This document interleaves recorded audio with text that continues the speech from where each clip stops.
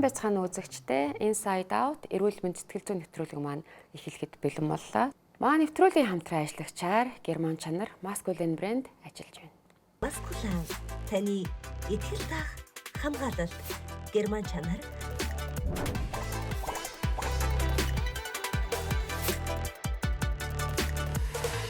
За бид өнөөдрийнхөө дугаараар эмэгтэйчүүдийн секси мэдрэмж авдагдах шалтгаанууд гэсэн сэдвээр ярилцахаар секс коуч Наран цэцэрлэгчийг урьсан байна. Танд өнөөдрийн мэндийг хүргэе. За баярлалаа урьж оролцуулж байгаад. За тэгэхээр манай нэвтрүүлгийн уламжлал болсон захианууд ирдэг. Хоёул эхлээд захиагаа сонсъё. За тэгээд захианы дагуу ярилцаад явбал бас илүү ойлгомжтой байх. Би 32 настай гэрлээ 5 жил болж байна. Нөхөртөөгөө харилцаа маань муу биш. Харин бэлгийн харилцаанд орохоор би баг юу ч мэдрэхгүй байгаа юм шиг санагддаг болчихлоо. 2 удаа өөрөөрөө төрсөн нөхрөө хүсэх мэдрэмж үүнийгээ дагаад баг үгүй болчихсон. Нөхөрт бол бүгд хэвээл байх шиг байгаа. Бид хоёр энэ тал дээр тимч нээлттэй харилцдаг хосууд биш.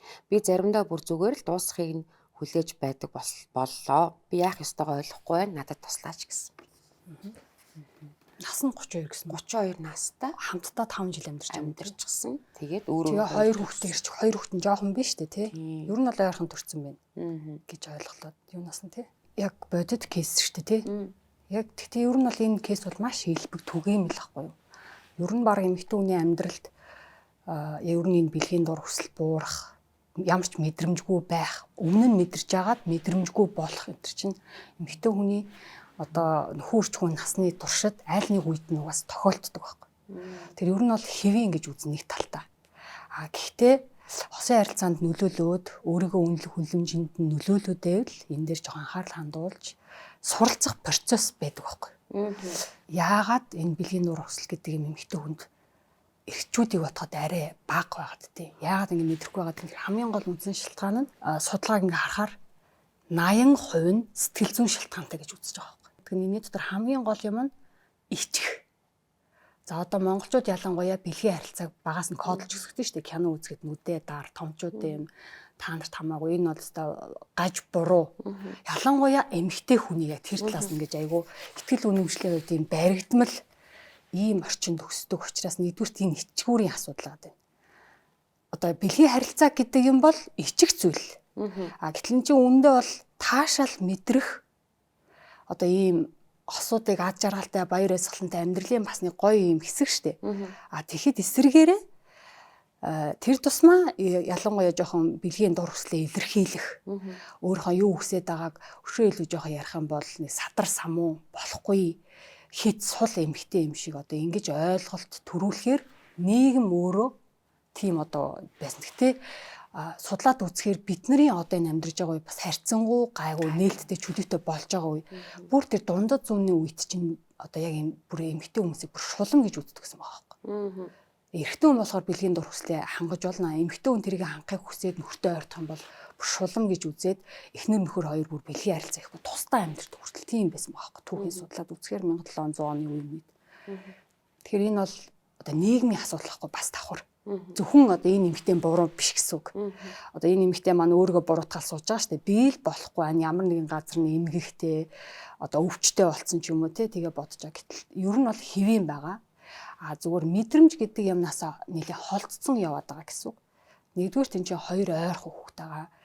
Ядралтай байгаа. Нойр хүтэлтэй байгаа. Тэгээ дээрэс нь хоёр ойрхон төрсөн учраас бас жингийн асуудал байна уугүй юу?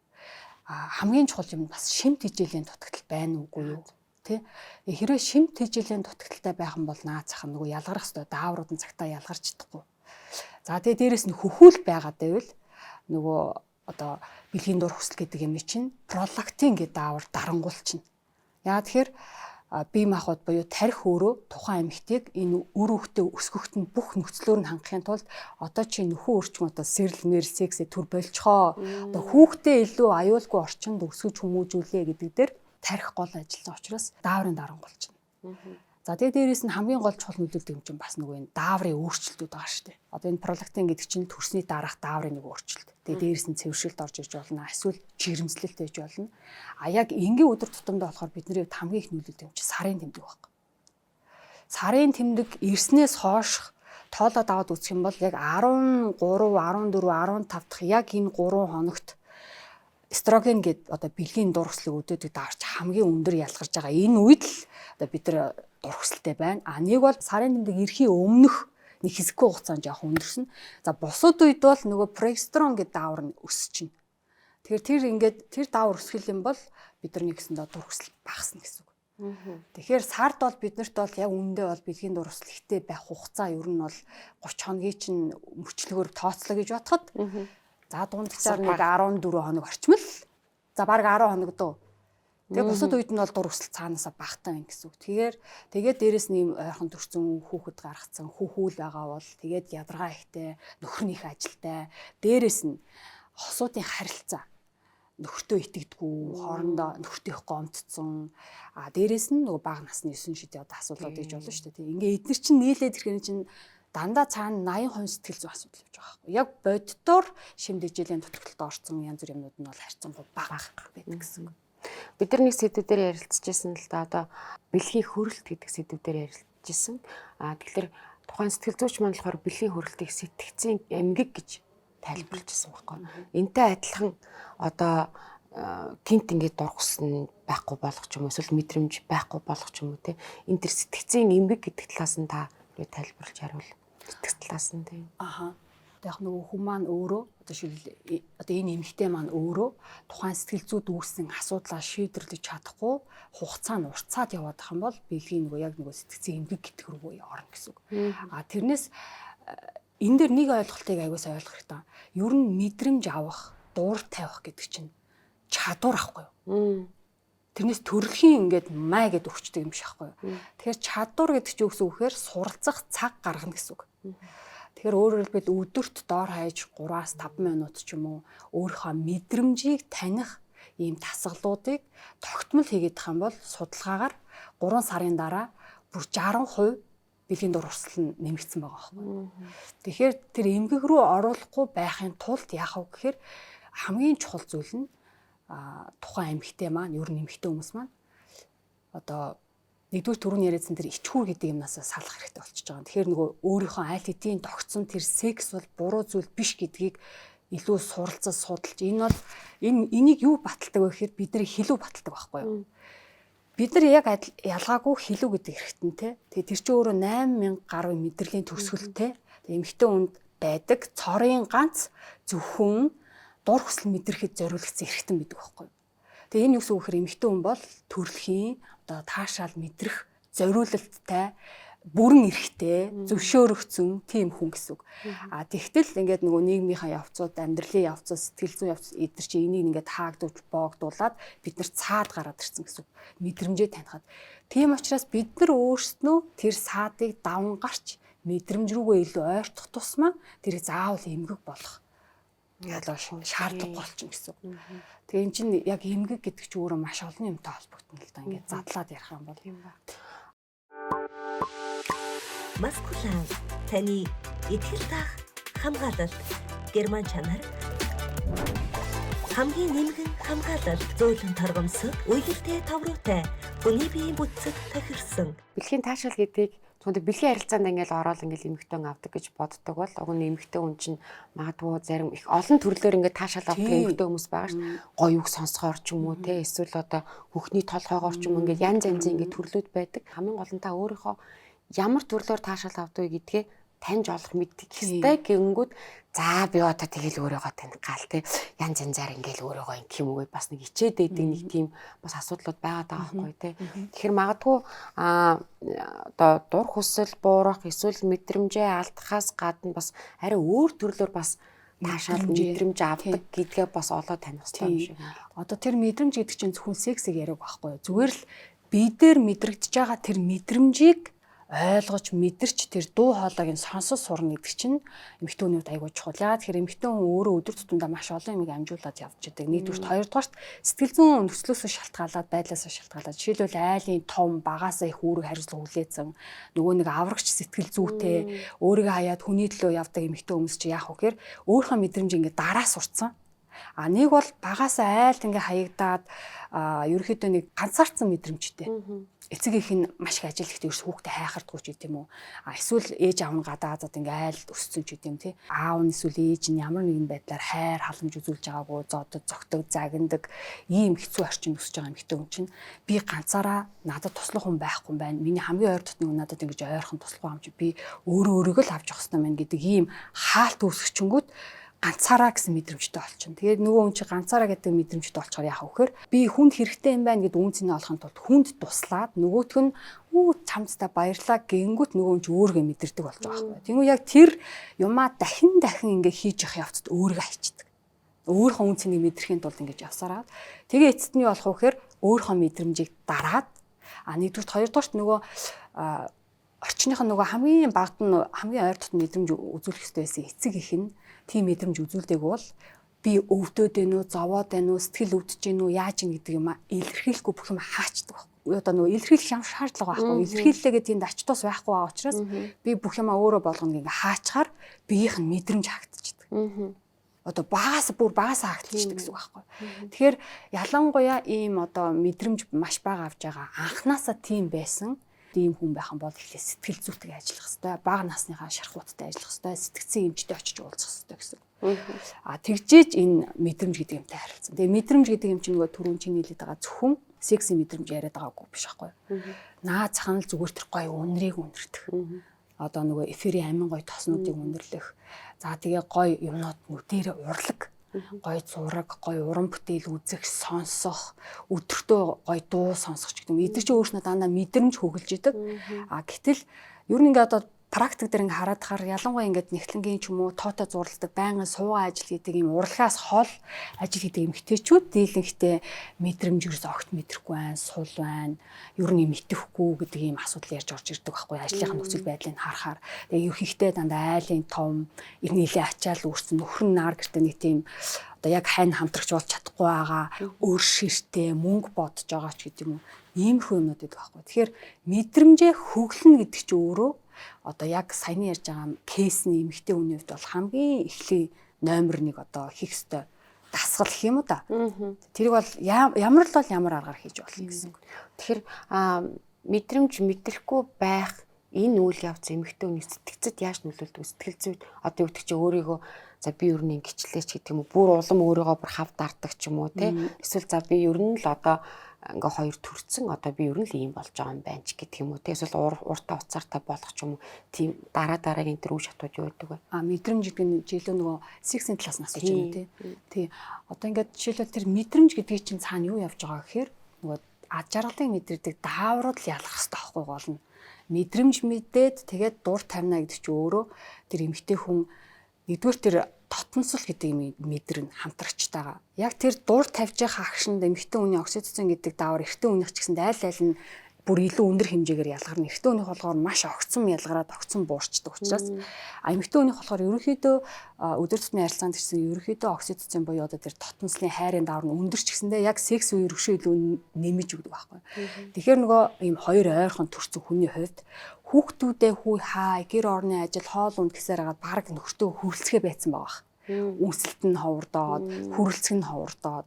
Тэгэхээр өөрөөр хэлбэл амьдралаас авж байгаа стресс буюу нөгөө кортизол даавар нэлээ ихссэн байгаа. Тэгээ кортизол даавар ихсээд эхлэхээр нөгөө симпатик мэдрэлийн систем буюу амьсгалын түрсгээд, булчингийн чангаруулад тарих юу гэж үзэж байгаа гэхээр би аюултай орчинд байна. Тэр би өөрийгөө хамгаалах хэвээр юу секс, мекс, дур хүсэл би амьд үлдэхийн тулд би юу хийх ёстой вэ гэдэг горим дээр тархин ажиллаж байгаа учраас яг тэр орчныг эхлээд одоо би тайван, амгалан, надад аюулгүй байна гэдэг мэдрэмжийг аваачихын тулд нөгөө хүн чинь мэдрэмжүүдтэй жоох ойртох хэрэгтэй болж байгаа байхгүй. Тэгэхээр нөгөө түрүүний хэлжсэнээр шууд секси мэдрэмж рүү ингээд орохоор нөгөө угаасаа хаагдсан байгаа учраас мэдрэх гэхээр мэдэрч чадахгүй. Тэгэхээр нөгөө нэг энгийн нөгөө өдөр тутмын нөгөө өөртөө жоохон цаг гаргах гэдэг юм тавьж ийж нэг үнэртээ бас үнэртдэг ч юм уу те нэг эмгтээлэг өөртөө ихтэй тэр мэдрэмжийг багаар олж эхлэнгүүд нөгөө хүн чинь окей би хүн цэнтэй юм байна надад хэрэгтэй юм байна би чи нэр ийм хүчтэй гэдэг мэдрэмж ороод эхлэхээр сэтгэл нь жоохон нээгдээд нөгөө нөхрөөс ирж байгаа тэр сэрлийн таашаал одоо юу гэдэг тэр мэдрэмжүүд нь багаар ингээ нээгдэж эхэлнэ. Тэгээд нөгөө эмгтээ маань илүү өөртөө ихтэй дараа юм руу техник дараа нь яригдах гэж байгаа байхгүй. Тэгээд ийм асуудалтай хүмүүс чинь ихэнх нь техник ярьж орж ирдэг байхгүй юу? Яа. Би өстө уур чадвараа ахиулъя, би өстө аман сэг сайн хийвэл болох юм болоо, байрлаа солиул болох юм болоо гэж орж ирдэг. Эсэргээр тархинд байгаа тийм. Тэгэхээр эн чинь одоо гэр бүлийн харилцаа, гэр бүлийн асуудал болчихж байна. Ганцхан тэр эмэгтэйний асуудал биш. Тэгэхээр нөхрүүд одоо яг ийм тохиолдолд ер нь ингээд хамгийн түрүүнд авах хэрэгтэй арга хэмжээ ч юм уу те. Ер нь ямар зүйлээс эхлэх хэрэгтэй байдаг вэ? Одоо чинь энэ хоёр бол тэгж ш бид тэр яг харилцаа зүгээр ч гэсэндээ сексийн талаар тийм нээлттэй биш ээ гэд нээлттэй ш. Тэгэхээр энэ эмэгтэйгийн үед маань илүү нөгөө түрүүний ярьсан нөгөө ичгүүр гэдэг юм нэлээд байх шиг байна. Бас биеэ голдог байх магадaltaй. Тэгэхээр яг энэ чиглэл дээр нь одоо нөхрийнх нь хувьд тэгэхээр энэ хүн маань бас ингэж бол яс тэгж бодож байна л да. Бицээ минь хараа. Харилцаа зүгээр гэдэг нь тухайн хүний өөрийнх нь дүгнэлтэж болно шүү дээ тийм үү. Тэгэхээр харилцаа зүгээр гэдэг нь яг ямар хэмжээнд ярьж байгаа нь тэр бас сонирхолтой байна. Тэгэхээр нөхрийн хувьд хамгийн түрүүнд хоёр ойрхон төрсөн хүн маань эхний ээлжинд эхнэрээ ерөөсөө л унтуул харах хэмжээ авах хэрэгтэй. Ядаргаагийн тайлах энэ чинь номер 1. Мэдрэмж буруудан гоошлтгаан чинь түрүү ярьсан нойр ядаргаа. Тэгээ ядаргаа гэдэг чинь цаа төрсөн ойрхон төрсөн эмэгтэйний хувьд бол нойрны дутагдал 3-4 жилээр явж байгаа. Одоо энэ хүн чинь гэр бүл болоо 5 жил болж байгаа бол жирэмслээ төрөх 2 хүүхдээ ингээд тооцоод үзэхэр чинь жирэмслэх хугацаа 2 хүүхд чинь баг 2 жил төрсний дараа 2 жил ингээд баг 3-4 жилийн нойргуудлын асуудал явж байгаа. Тэгэхээр энэ хүнийг унтаж амруулах тэр нөхцлөөр нь нөхөр нь хамгийн дөрөнд хангаж өгөх хэрэгтэй. Ажлаас тарж ирлээ гэж бодоход их нэртэй жоохон суугаад одоо толгойг нийлдэг ч юм уу, үнсдэг ч юм уу, нурууг нийлдэг ч юм уу, зүгээр нэг жижигхэн юм деталь үйлдэл хэрэгтэй. Тэгэхэд нөгөө эрэгтэй хүний хамгийн гол сэтгэл зүйн онцлог нь тархин яадаг вэхээр ялангуяа тийм эрэгтэйлэг тархитай эрэгтэй хүн болол за би юус яг энэ айл гэрэг авч явах хэвээр хариуцлагын ухамсар гэдэг нь маш өндөр түвшинд тавигдаад бүх анхаарлаа ажил руу өгчдөг байхгүй. Тэгээд нөгөө эмэгтэй хүн чинь болохоор сэтгэл мэдрэмж сэтгэл хөдлөл гэдэг юм өдөр болго хуваалцах юм хэрэгцээ байгаад байдаг. Нөхөр нь болохоор ажил гээ явчихдаг өглөө гараал орой ирдэг өглөө гараал орой ирдэг ч юм. Одоо тэгээд би ингээд харахад манай хамаатан дунд ч гэсэн тийм хүмүүс байна л да. Хүүхэд нь жоохон нялхтан жоо гартай мөртлөө нөхөр нь ингээд ажлын 6 өдөр битүү ажилдаг. Тэгээ бүтэнсээ өдөр заримдаа ажилдаг. Тэгэхээр тэр хоёрын хооронд ерөөсөө тийм хосын харилцаа гэдэг юм байхгүй болчихж байгаа байхгүй юу? Тэгэхээр нөгөө гэр бүл болж байгаа манай хосуудын хувьд яг энэ цаг айгүй бага байдаг байхгүй маш бага болчихдог. Ялангуяа юм хоёр ойрхон төрсөн бол бүр бага болчихно. Тэгэхээр эхнэр бол маш ачаалтай байгаа штэ. Хоёр хүүхдээ асран дэ хажуугаар нь хосын цагтаа анхаарна. Тэгэхээр энэ хүн гэр орон хоол унд, нөхрийн хоол унд, гутал хувц цунар гэдэг ингэж байгаа. Тэгэхээр нөхрийн хувьд бол нэгдүгээр санхүүгээ хангалттай эхнэр ямар санаа зовлохгүй олох хэрэгтэй.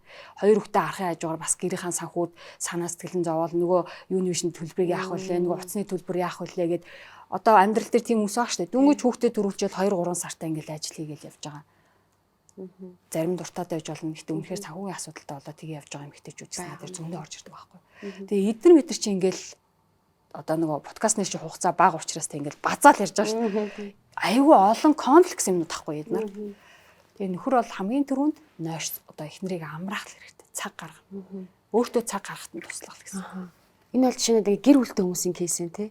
За тэгвэл ингээд сингл ингээд ганц бие ээжүүд аях одоо түрүүний ярьж байгаа нөгөө ажил хийж хүүхдээ тийжээ хөсгөх гэж юу маш их ачаал. Тэгээ дээрэс нь ингээд одоо манай ингээд нэг сингл найзууд энэ төр хоорондоо ингээд ярилцдаг байхгүй ингээд хүнтэй уулзаад ингээд хүнтэй болзоо татны харилцаанд орохлоор ингээд гим хийгээд байгаа юм шиг мэдрэмж авчдаг тий. Хүүхдийнхээ өмнө ээж нь ингээд нэг юм өөр хүнтэй уулзаад ирж байгаа юм болохгүй юм шиг. Тэгээ сүүлдээ ингээд одоо би өөр нь болох ёстой юм байна гэл ингээд түлхэж мүлгээл нөгөө хүнийг харилцаагаа ингээд бүр ингээд бүр тархитлах нь бүр ингээд бүр ажиллаад идэг байхгүй. Тэгэхээр энэ бас нэг бэлгийн харилцаанд ороход тэр мэдрэмжинд бас аягүй нөлөөлж юм тий. Би бүр сүүлдээ ингээд бүр дургу болж ийн гэл тэгж байгаа байхгүй. Тэгэхээр бас ганц бие ээжүүдийн хувьд бас юу бол магадгүй бас ганц бие авч гэсэн байгаа шүү дээ. Эдгээр эмэгтэйчүүдийн маань хамгийн гол бодоод байгаа юм тэр хүнтэйгээ яг эхнэр нөхөр болох ч байгаа юм шиг тийм сэтгэл зүгээр анх харилцаанд орж эхэлдэг. Одоо нэгсэндээ өмнөх ингээ амьдрал нь хоёр тишээ ч юм уу эсвэл нөхөр нь нас ордог ч юм уу те ямар нэг асуудал болоод ганцаараа бие дагаа явж байгаа эмэгтэй хүмүүс маань өмнөх асуудлаас жишээлбэл гэр бүлийн салцсан ч юм уу тийм асуудлаас болоод яадаг вэ гэхээр одоо л яг дараагийнхаа хүнийг яг зөв үнэл сонгох юм шүү гэдэг юм сэтгэл зүйтэйгээр эрэгтэй хүнд хандаж эхэлнэ. Тэгэнгүүт зүгээр таашаал мэдрэх тэр хүнтэй зүгээр л бэлгийн харилцааны хамтрагч болох юм боломж байхад яг тэр хүнтэйгээ суух гэж байгаа юм шиг миний хүүхдийг хайрлах чадах уугүй юу гэдэг асуулттай яг надад хань бол чадах уу гэдэг асуулттай тухайн эрэгтэй хүнтэй харилцаанд ордог байхгүй.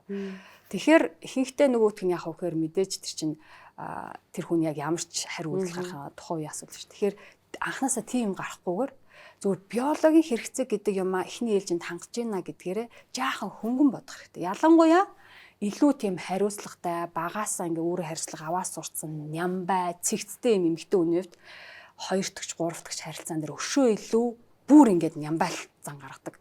За би одоо нэг удаа алдсан чи одоо ёстой тэгж болохгүй гэдэг ингээ улам өөрийгөө шахдаг байхгүй. Тэгэхээр бэлгийн харилцаа гэдэг бол юу гэж ойлгох вэ? Энэ бол тэмцээн биш. Ямар нэгэн авраг шалгаруулах гэж байгаа биш. Энэ бол зүгээр л үйл явдал процесс нь байхгүй юу? Дур хана гэдэг ер нь мэдрэмж аавна гэдэг чинь. Тэгэхээр тэр хүнтэй бэлгийн харилцаанд орчих ер нь яг яагаад орох гэж өөрөөсөө асуух хэрэгтэй. Зүгээр тэр эр хүнийг нөхрөө гэж таних гээд байгаа мó? Эсвэл зүгээр таашаал авах гээд байгаа мó? Хэрвээ үнэхээр эр хүн энэ нөгөө хүнээ таниад би нөхөр болох хэмжээнд таних гээд байгаа бол дараагийн өөр асуудал яригдана. Зүгээр таашаал авах чаа гэдэг утгаараа харах юм бол зүгээр л хамтдаа харилцаанд орж явахдаа тэр хүний хүрж байгаа гарны хүрэлт ярьж байгаа яриа тэр нэг процесс явагдаж байгаа шүү дээ. Нэг тэр чинь доор хаяж нэг 20-30 минутын нэг юм явж байгаа да. Тэрэн дунд яг юу болж ийн гэдгийг мэдрэх тэр бүх анхаарлаа төвлөрүүлэх тийм одоо чадвар маш чухал болчихж байгаа байхгүй. Ер нь тухайн хийж байгаа юм дээр анхаарлаа төвлөрүүл сурна гэдэг чинь ямар ч хүний хувьд айгүй чухал чадвар байгаа. Өөр зүйлд анхаарахгүй яг моментд орших те. Тэгэл нөгөө үнтэйгээ харилцаанд орчихсноо би одоо хүүхдээ буруу мийгээд байна. Одоо зөв буруу юу гэл ингээл бодно гэдэг чинь тэр болж байгаа процесс донд ухаан санаа нь байхгүй өөр юм бодоод хар чинь нөгөө таашаал бүх юм чи байхгүй болчихно. Тэгээд таашаал байхгүй болчихгоот эргээд би өөрөнд дэмий үнтэйгээ байгаад байгаа мó гэдэг мэдрэмж буцаад ороод ирнэ. Тэгээд чи өөрөө өөрийгөө ингээд циклтэд явчих байхгүй. Түрүүн айлаар 20-30 минут гэж ярьж шít. Нөгөө одоо бага насны хүүхдүүдтэй тэр цомох асуудал ингээл нэг хоршил байхгүй те. Цаана хэл гэлсэн гээл амжуулж интергээл те. Тэр бас ингээ маш нөлөөлт юм шиг байгаа те. Секс юмтэй харилцаа. Одоо нөгөө эмэгтэй чинь сайн халаагаагүй өдөөгдөөгүй хахад процесс эхэлж чинь те. Тэгээд нөгөө эрэгтэй хүн чинь угаасаа эмэгтэй хүнээсээ төрүүлээ дур тавьчихна. Эрэгтэй хүн чинь 7-8 минут, эмэгтэй хүн чинь дунджаар 15 минут шаардлагатай байгаа гэдэг. Тэгэхээр чинь 7-8 минут ингээ зөрүү үсээд байгаа зү те. Тэгээ яах юм бэ гэдэг асуулт. Тэгэхээр мэдээж эрэгтэй хүн бол эмэгтэй хүнийг халаах урлагт зайлшгүй сурах ёстой. Монголчууд аягүй хүүхдээ хамт авч унтдаг том болцсон байхад тэгээ 2-3 нас хүрлээл бол ерөөд нь тусдаа унтуул сургах одоо ийм бас арга зүйд суралцах хэрэгтэй байгаа нэгдүгээр хоёрдугаарт. За бүр одоо нөх хүүхэд нь асуулгүй том байлаа гэж ботход ерөөхдөө хоёулаа ялангуяа эмэгтэй бэлгийн харилцаанд орохоос өмнөх цагуудыг аяgus ашиглах хэрэгтэй. Ер нь бол ингэж үзэж байгаа байхгүй юу? Энэ доор байгаа бидний энэ бэлэг эрхтэн бол сексийн бэлэг эрхтэн биш. Яг жинхэнэ бэлэг эрхтэн бол тарих гэж үзэж байгаа байхгүй юу? Тэгэхээр тарихаа бэлдэх буюу өөрөөр хэлбэл өглөөнөөс ахуулаад эсвэл урд өдрөөс нь ахуулаад өөрийг ингэ бэлддэг байхгүй юу? Сексийн талаар ярилцах, сексийн талаар юм үзэж унших, судлах, өөрийгөө өдөөж оролдож бэлдэх. За өөрөөр хэлбэл энэ ши 100% гээд үзэх юм бол өөргөө 30-аас 40% бэлтжээд орондоо орох юм бол нөгөө нөхөр чинь нэг 5-аас 10 минут ингээд оролдоход нөгөөдөг чинь шууд 60-70 руу орж ирээд ингээ яг бэлгийн харилцаа үргэлжлэхэд 7-8 минутанд тавих боломж бүрдэнэ гэсэн үг байна. Өөрөөгөө оролдож өөрийнхөө сэрлээ удирдах сурж өөрийгөө өдөөж сурах нь нэмэгтэй хүн. Нөгөөх нь эрэгтэй нь яг тэр нэг байгаа хэдхэн минутаа ч гэсэн ашиглаад идэвхтэйхэн шиг олон газраар зэрэг оролдох нь байна. Ам хил уруул бүх юм зэрэг ашиглан манай Монгол ирчүүд чинь нэг худлаа унаа ганц нэг үнсчээ тэгэл гарна л нэг ганц нэг гэж тэгэл ерөөсөө л эрэгтний ингээл оруулах гэдэг ярьчдаг байхгүй. Ерөөсөө л яг гоо нөө бодит асуудал бол энэ. Тэгээ яг тэгэл оруулах гал гэх юм бол эмэгтэйчүүд тэр нэвтэйхэн сайхан гаргаад хажууд чинь болгож жагаад арай эн чинь болоогүй л ингэсэн тохио штэ. Тэгэл яг ойртол эхлэнгүүт нь уурлал те очоо одоо ингээл ямар ч халаагүй байхад сэрэл хөдлөг бахтай арчдээ штэ гэл уурлахаас илүү зүгээр тэрийн суглал авахд эргэтэн өөрөө ойлгож та энэ болоог байгаа юм гэдэг. Тэгээ яах юм одоо жишээлбэл боттоор одоо нөгөө бэлэг эргэтэн өөрийнхөө хэлүүн дээр ингээ жоохон товшоод өгдөг ч юм уу нөгөө эргэтэн мэдхгүй байвал гэсэн үг шүү дээ. Ер нь бол эргэтэн ийм чадварт суралцах ёстой. Эмэгтэй хүнийг халааж сурах ёстой. Ер нь бол ялангуяа гэр бүл болцсны дараа бол энэ дээр хитрхи хойрог, хитрхи ийм итгэхгүй ханддаг байхгүй эргэтэн. Зүгээр нэг ийм өөрийнхөө дурслыг хангаад болоо гэж байгаа юм шиг тийм. Эмэгтэй хүнийг заавал тавилах ёстой. гэдэг дүрмийг орондоо ороо заавал байрамтлах хэрэгтэй. Тэгэх юм бол ядаж л өөргөө удирдах жоохон хугацааг нь уртсгаж өгнө. Тэгэхгүй зүгээр тийм сэтгхүүгээр биш зүгээр ингээл хийх юм бол чинь 7-8 минут үргэлжилчихээр нөө эмэгтэй чи яах юм. А хэрвээ бүр зоригтой чадчихвэл ханаагүй үлдсэн ч гэсэндээ өөрөө өөрийгөө бас хангаж сурах. Тэгээ тэрнээс ичхгүй баг. Тий. Тийм гол нь ичдэг гэдэг юм дахиад хаадаг те ерөөсөө. Маскулан таны итгэл таах хамгаалалт герман чанар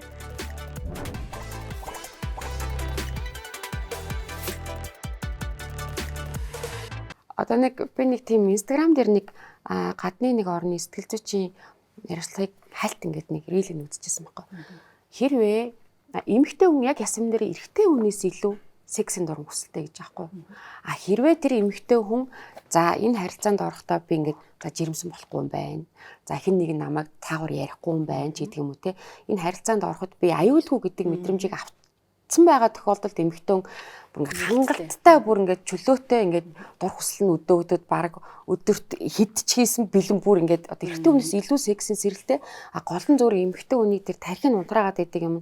За одоо би ингэж жирэмсэн болчихвол яана ч гэдэг юм уу те тэгчүүл яана мэл өвч авчвал яана хөө амт ярьжүүл яана гэдэг ингээд тиймэрхүү юм бодоод юусоо нуугаад хаагаад тэгээ тэр нь хизээ нэг чөлөөтэй болсон нэг үедээ л ингээл нэг ордог ч юм уу магадгүй эсвэл нэг жоохон юм балгацсан гэж юм уу те ингээд тархин жоохон амраад ордог ч юм уу тэр нөхцөлөд л үүсдэг гэдэг байгаа байхгүй тэр хамгаалтын механизм арай суларч орчих жоох те одоо алкогол хэрэглэхээр эмэгтэй хүмүүс чинь нэг арай өөр байна гэдэг дээ шүү дээ те гэхдээ хитэрчин бол тэр чинь мэдрэмжинд бүр суларч байна бага хэмжээний бол нөгөө хамгаалтын механизмууд чинь ингээд сулраад ороод ирэхээр өөргөө ингээд сул тавьж байгаа байхгүй яг саяных тэр болохоор нөгөө ер нь ичхүр гэдэг юм дамгаалаад байгаа ч те ихэнхдээ тэгэхээр хэрэг ингээд нуугаал ах юм бол улмал хичээд байна тэгэхээр яг нөгөө надаа энэ эвгүй байна. Би энэс жоохон санаа зовоод байна гэдэг юмыг одоо зориг гарган хэлж сурах нь чухал байгаа байхгүй.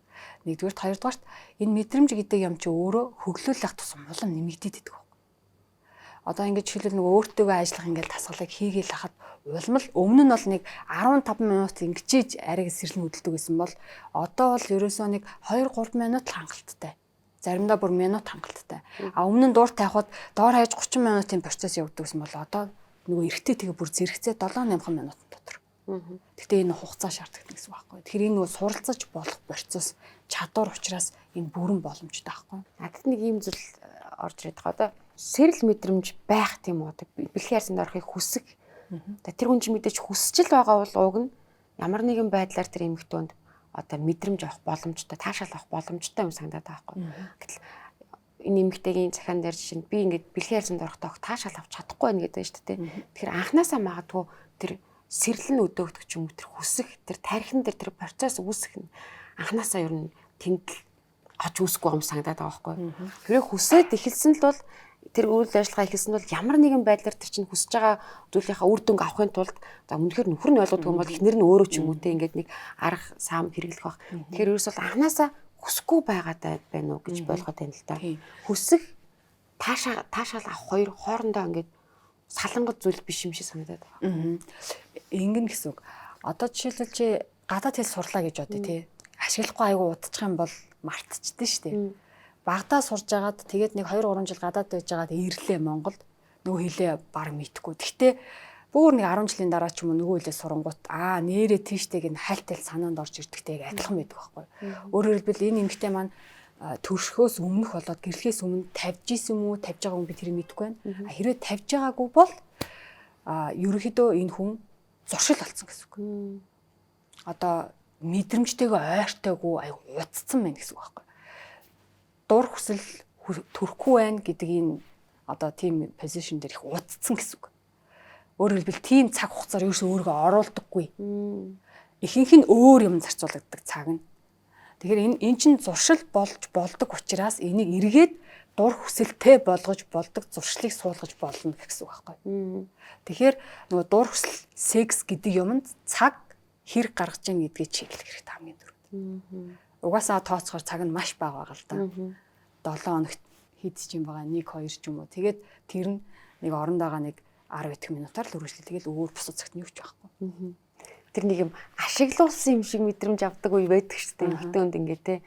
Гэл тэр нөгөө хааштай бэлгийн таашаал авдаг байсан. Гэхдээ магадгүй нөхөртөө харилцаад ягаад ч ингэ авахаа болоод ирэхээр би нэг юм ашиглуулад байгаа юм шиг сүулдэ нөгөө цахиан дээр бичсэн шиг хурдан тусаасаа гэж боддог болдог ч юм уу те. Тэр шагаал. Тэр шагаал тийм. Тэгэхээр уг нь бол хин аль нь ашигтай байж чинь нөгөө цаашаага улам өдөгдөл явах хэрэгтэй юм санагдаад байгаа байхгүй тийм.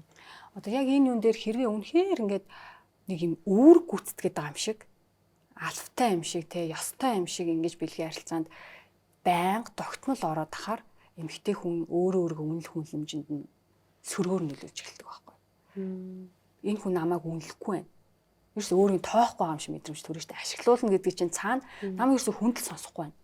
Зүгээр л яг намайг нэг шалны ялч шиг зүгээр өөрийнхөө дураар дуртай хүссэн үедээ идлээд тэгээд эмэгтэй хүн болохоор одоо шилэгдэх байхгүй. Чи тэгээд өдөр нь надтай яаж харьцдаг вүлээ? Тэгснэ орондоо болохоор чи ингэж байгаа юм те. Одоо нэг ийм хандлагатай дээ чи өчтөр намайг яалаа. Чи 14 хоног надад юу гэж хэллээ? Чи намайг ингэж чи тэгж ихэд яаж исэн бэлээ гэдэг ийм бодлууд, гомдлууд ийм юмнууд нь байж идэг учраас орондоо орж ирэхээр чинь бас яг нөгөө нэг ийм хүчээр хийгээд байгаа юм шиг ашиглуулад байгаа юм шиг бас мэдрэмж нэг талд бас өгдөг байхгүй. Тэр энэ давхараас харилцааны асуудал явждаг гэсэн. Би энтэй өөрийнхөө асуудлаа ингээд зөв ойлгомжтой илэрхийлж чадаагүй ч гэдэг юм те гүйцэд ярилцж чадаагүй гомдлоо бүрэн гүйцэд илэрхийлээгүй ч гэдэг юм уу ийм хүн бас явж идэг байхгүй. За нэвтрүүлгийн би нэг сүүлийн асуултыг хүмүүс нэг жоохон нийтлэг байгаад идэг зүйлээр би бас асууя гэж бодож байна. Хосууд ингээд нэг маргалтчаад тэг нэг ярилцаа шийдэхийн оронд за угаасаа ойлгомжтой тэмрэлтэл унтах юм чинь хааштай нэг оронд унтах юм чинь тэгэл нэг эвдэрлийн секс гэж ярьдаг штэ. За нэг сайхан тэгэл нэг сайхан ингээл хамтдаа сайхан жаргаал ингээл секс хийчихвэл тэгэл мануу тайвширч тийм дөө энтергээд бүр нэг юм тэрийгээ ингээд бүр нэг юм юу болгоцсон те. Энэ айгу ингээд алдаатай юм санагдаад байдаг байхгүй юу? Асуудал нь доор нь үлдсэн. Зүгээр тэрийг ингээд нэг эвдэрлийн секс гэдэг юмар ингээд аргацаагаал сүултээ энэ ингээд явсаар агаад нэг юм асуудал шийддэг зүгээр нэг гэр бүлийн нэг арга болцсон. Нөгөө асуудлыг шийдэгдэг. Тэгэхээр энэ талаар та бас хэлж байгаа. Яг тодорхой хэмжээнд яг хоёулаа өөрснөө хүсээд тэгээд асуудлаа шийдвэрлэе гэж гисэндээ бэлгийн харилцаанд орж байгаа бол арай илүү нөгөө дотн мэдрэмжээ хадгалж авч үлдэх гэдэг нь шүү дээ. Тэгж байгаа бол энэ харин баг эсрэгээрээ эерэг үр дүнтэй. Яа тэгэхээр нөгөө асуудал гэдэг чинь өөрөө тухайд сөрөг мэдрэмж буюу нөгөө стрессийн дааврын ялгаруулад кортизолын ялгаруулчаар нөгөө хүний чинь хамаг юм зангираад нөгөө булумнаас ингээд холдоод эхэлнэ шүү дээ. Тэгэхээр яг эсрэгээрээ нөгөө хоорондоо хүрэлцэх бэлгийн харилцаа гэдэг юм чинь хоёулаа хүсэж байгаа тохиолдолд буцаагаад нөгөө окситоцин ингээд дааврын ялгаруулахаас гадна нөгөө бусад төрлийн даавруудыг ялгаруулагч баяраас л мэдрүүлдэг аз жаргал. Тэгэхээр эргээд харин бүр стрессийг бууруулад нөгөө асуудлаа илүү хөнгөнөр хүлээж аваад илүү нааштайгаар нээлттэйгээр шийдэх юм сэтгэл зүйн нөхцөлийг бүрдүүлж өгөх боломжтой. Хоёлаа хүсэж ивэл шүү дээ гол нь. Тэгэхгүйгээр нөгөөх нь заа ингээ асуудлаа шийдээ гингүүтээ хүчээр дайрж орж ирэл. Одоо наад дээр ч гэсэн ер нь бол амьдрал дээр тийм гардаг. Одоо шил би нөхөртөөгөө хаяа ингээд муудалцаал янз бүрийн ингээд боллоо гэж бодоход оройн нөгөө өдөр хийлж мэлсэн юм марцсан шүү ингээд мөлгөж явах жишээний. Тэгээ ойртуулахгүй гингүүд бүр ингээд хүчээр ингээд бараг тий. Ийм хүмүүд бол амьдрал дээр гардаг байхгүй угаасаа. Тэгээ яг тэр үед эмэгтэй хүн дотор юу гэж мэдрэгдэг вэ гэхээр яг л ашиглуулж байгаа юм шиг. Чи өдөр миний тэр чи намайг ойлгохгүй байна гэдэг мэдрэмж орж ирдэг байхгүй. Тэгэхээр тэр эмэгтэй хүн хэрвээ хүсэхгүй байвал хэрвээ тэр эрэгтэй хүн хүсэхгүй байвал тэр бэлгийн харилцааг хэрвээ өргөлжлүүлэх юм бол ёстой яг чиний хэлснээр улам нөгөө дараагийн сүргэж рүү орох магадaltaй. Чиста намайг бүр ингэж байгаа юм байна те гэдэг рүү орох магадaltaй байхгүй. Тэгэхээр яг тухайн нөхцөл байдалд тэр хоёр секс харилцаанд яг ямар сэтгэл зүйтэй хандж ийн тухайд гэдгээс болно гэсэн. Гэхдээ ер нь бол өдөр тутмын харилцаан дээр харьцангуй бие биенийг ойлголцоо за окей болж ингээд асуудлаа ардаа тавиад секс харилцаанд орж чаддаг хүмүүс бас байдаг. Би өмнө болохоор чаддгүйсэн байхгүй. Нөгөө асуудлаа шууд аваад орондоо ороод чи намайг чи тэгж хэлсэн бэстэй гэж нэг өшөө авч байгаа юм шиг. Одоо болохоор яаж юм нэхэр асуудлаа байгаа шийдээгүй бүрэн гүйцэд битээр ярилцаж ойлголцож чадаагүй ч гэсэндэ тэрийг орны хажууд тавьчаад яг одоо энэ болж байгаа процесс дээр төвлөрье. Яа тэгэхээр тэр мэдрэмжийн надад хэрэгтэй байгаа байхгүй. Би сайхан унтаж амармаар байна. Би сайхан хөнгөрмөр байна. Булчингаа бүгдийг ажилуулчмаар байна. Өдөржингөө суугаа ажил хийсэн штэ. Өдөржингөө стресстэй байсан. Одоо тэгвэл сайхан тайвширч ийл та. Гэт яг сэтгэл зүгээ тэгж бэлдээл ороход бол эмэгтэй хүн ч эрэгтэй хүн ч айл нь тэндээс таашаал мэдрэх боломжтой байна. Зүг. Магадгүй тэрний дараа харин нөгөө асуудлаа шийдэх гэж үзвэл магадгүй асуудал арай нэг жоохон доошсон эргээр шийдэх боломжтой. Тийм болдог бас заримдаа. Тийм шүү гэж. За тэгэхээр эмэгтэйчүүдийн секси мэдрэмж алдагдах шалтгаанууд гэсэн сонирхолтой сэдвээр маш гоё нээлттэй тэгээд чөлөөтэй ярилцсан танд маш их баярлалаа. Энэ удаагийн дугаараас хосууд за тэгээд зан ганц хосууд гэлтгүү те эмэгтэйчүүд юу н өөрийнхөө юун дээр алдаад байдгийг бас аягуусаа ойлгосон байх гэж найдаж байна. Танд хүрэлцэн ирсэнд маш их баярлалаа. Цаг цаа зарцсан. За баярлалаа. Тэгээд төсвөлд нь эмэгтэйчүүдтэй хандаж ирэхэд мэдээж ихэнх нь эмэгтэй хүмүүс үздэг байх гэж бодож байна. Ер нь эмэгтэй хүний хамгийн чухал юм нь секс өөрийнхөө мэдрэмжийг таньж өөрийнхөө мэдрэмжийг хөглж сурна гэдэг нь хамгийн том ур чадвар. Тэрнээс эрэгтэй хүн таныг 100% хөглөх ёсгүй гэдгийг л ойлгоод тэгээ өдөрт 3-5 минутыг мэдрэмжээ хөглөхөд зарцуулаад үзээрэй, тэрийг туршаад үзээрэй л гэж хүсье. За тэгээ манай нэвтрүүлгийн ивент дэгч Германы Masculine брэнд байгаа. Тэгээ энэ дотор нь гоё зүйл бэлээ. Тэгээд энэ надад айгүй сонирхолтой санагдсан. Энэ мөнгөтэй төрөвч хүнд бэлгэлж байгаа юм шиг. Тэгээ ингээд та онгойлгоод үзээрэй дотор нь ингээд айгүй хөөрхөн зүйл байлаа. За тэгээд манай Masculine брэндийн бүтээгдэхүүнүүд энд дэж байгаа. За тэгээд гэл байлээ. За баярлалаа. Тийм. За нэг танд. За баярлалаа. Герман чанар гэж байна. Тийм.